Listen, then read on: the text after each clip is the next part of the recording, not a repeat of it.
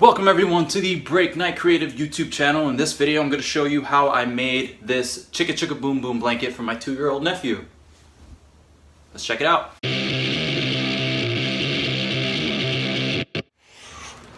Alright, so as you can see here I have some Chicka Chicka Boom Boom images from Google, and there's a variety of ways I can go about making the shape of the tree and the leaves and all of that.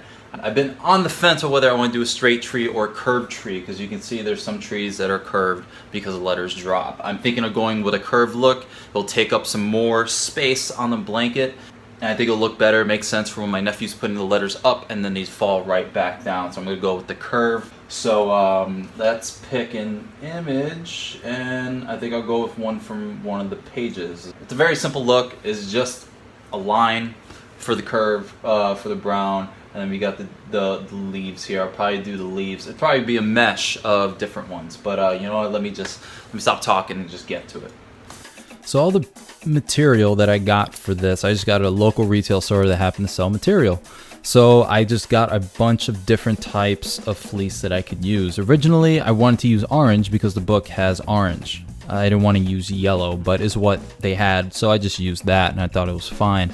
I'm using construction paper and a bendable ruler to help me make patterns, to make the pattern of the tree, so I didn't have to freehand it, so I can just have a simple pattern to kind of help me through the process.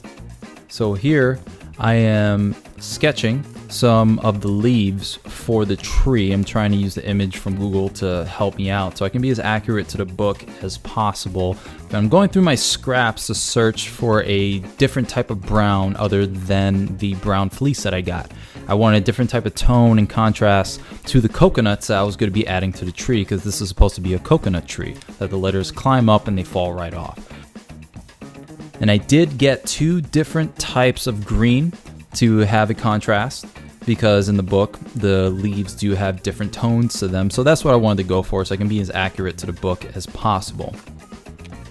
Using the construction paper and the patterns, laying them down, using my 1, 2, 3 blocks to weigh them down so they don't get out of place.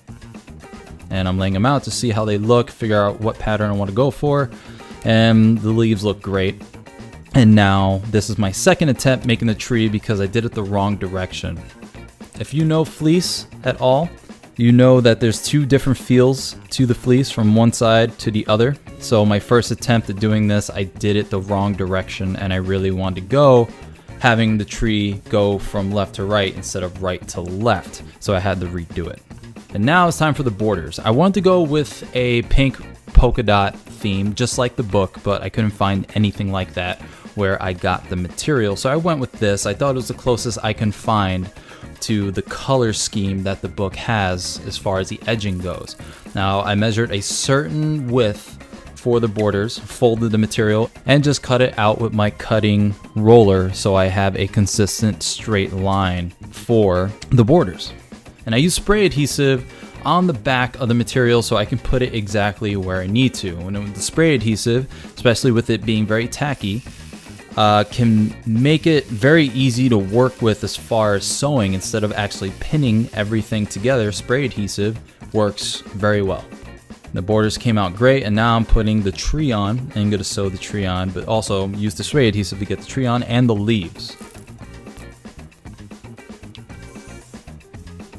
Now I'm laying them out, figuring out the patterns, and it looks a little naked without a 4th leaf, so I decided to go with a 4th leaf. I kind of went a little random, but going off of one of the leaves in a way, but changing it up a bit, so it's a little bit different, and now it looks a little bit more complete. Now it's time to sew on the tree itself, and I didn't actually have brown thread to do this. I actually had to go with black, and black on top of the dark brown fleece that I used for this actually worked out very well. You don't see it. And I used a regular zigzag stitch just to do the edging. I like the look of the zigzag stitch. It gives a little bit of a character for me. And I'm a big fan of how certain stitching comes out and looks on certain pieces of sewing projects. And everything's coming out great. Laying it out and trying to figure out the placement for the coconuts. Lay it out, use the spray adhesive, and then I put them exactly where I want, and then I go hit the sewing machine again.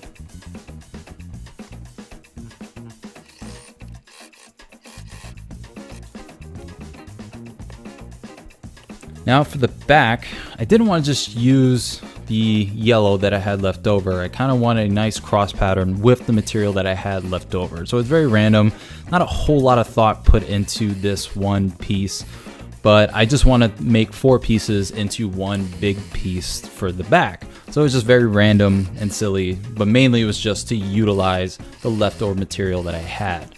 And just using a straight stitch just to make it, and rolling it over my workbench, and then putting the piece on to figure out how I'm going to place it, and yeah, looks great. Now last minute I realized that it was missing something. It was missing the ABCs, which is something my nephew is obsessed with, the ABCs, which is why I am doing this blanket in the first place. You see that I'm using my laptop as a lighting board to help me sketch out some letters.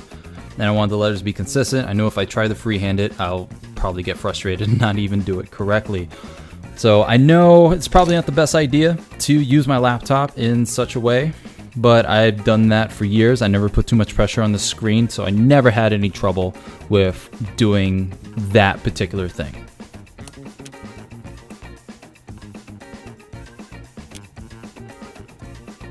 And now that I am done with cutting out the letters, I use the spray adhesive, put them on the back, see how well they come out, and start sewing them into place. Now sewing little pieces like this on a big giant piece itself can be a little difficult, especially trying to get those big pieces through the sewing machine. But since it's very bendable and the spray adhesive makes it very easy to work with, it's not that much of a concern. Now putting the spray adhesive on the blanket itself on the back piece, and then laying it out and cutting off the excess so I can then sew the back and the front together. Using the rolling cutter is such a breeze. Now sewing it on about, I believe, 2 inches away from the yellow portion, because I realized I wanted to go for a frayed edge, where I'm using the rolling cutter to cut out a square from the end, because I felt like it was unnecessary to have it there, especially with the way I was cutting it. And then I just cut a line with the cutter on each side, so it has these nice little frayed edges that just kind of flap about.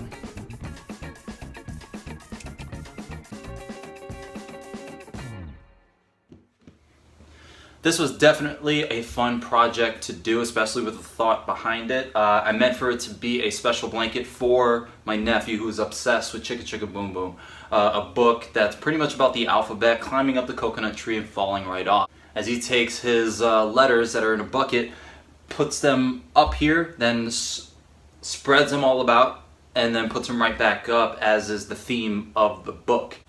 After making this for him, he's actually pretty obsessed with it. Being that he's 2 years old, I didn't think he'll really get all that excited for it. And now he just loves having this with him and playing with it. In the end, I just tried to make sure it maintained the theme of the book. The background I wanted to be orange, but yellow was all I can find. I couldn't find any pink polka dots, so I just went with this multiple pinks and green colored for the edges, and then made the frayed edges like that. I thought it would be pretty cool. So thanks for watching. I hope you enjoyed the video. I am at Break Knyte on the social medias, but if you want to just follow the projects and my creative ventures that I am doing, it's at Break Knyte Creative or at Break Knyte CRT on the social media, so check that out. I also have the podcast, the Break Knyte Podcast, I do with my buddy Sean Iredale of Amberland Studios, where we talk about being creative and all the things that inspire us to be creative, so check that out as well. So thanks again. I'll see you next time. Stay creative, and peace, love, and chicken grease. I'm out.